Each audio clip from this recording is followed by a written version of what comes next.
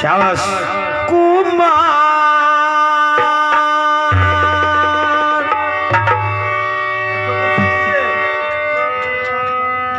कर छो पुकार बेटा रे तोरो पिताजी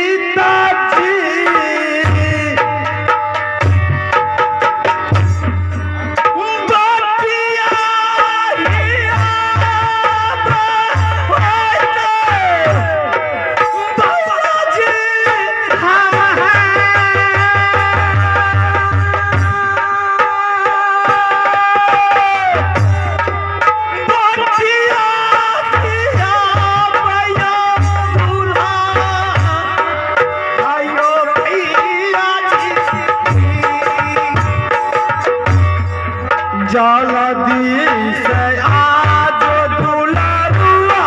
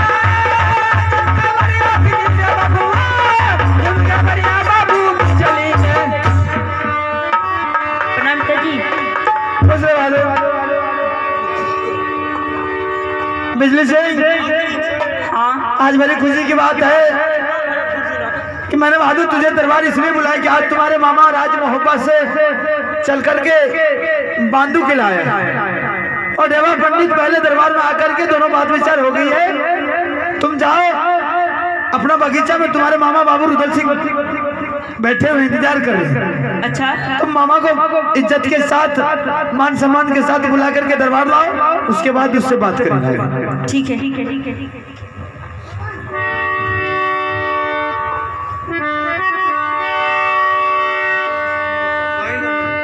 मामा जी। ओ भगना रे। हाँ। अरे बड़का देखो तो से पढ़ल लिखल न छै, अब पढ़ल लिखल के बेटा छै। मामा जी कहाँ बैठे? बगीचा में। अरे भगना, हाँ। अरे तोहर बाप हमरा स्वागत करलको ना रे, बाप रे बाप, नहीं बोली ठोट तक खेल को। अच्छा, क्या क्या खिलाए हैं? अरे खेल को क्या खिलाया? अरे तोरा दीदी मुंह ने दल को हाथ कि मामू जी क्या सब खाना खाए। अच्छा, क्या सब क्या है पिताजी बोलिए तो। कल का खाए मर चाहिए ना, बदल के मर चाहिए।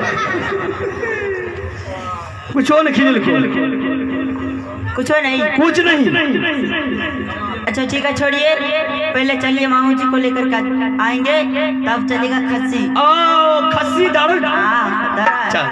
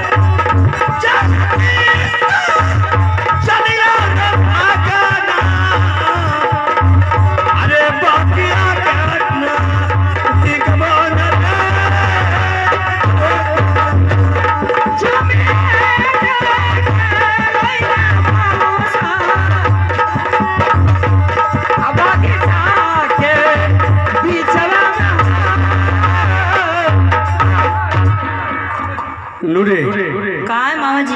अरे चुप कर गया, बोलबै छी। ठीक है, बुलाइए। चिंता का दिल करे छे।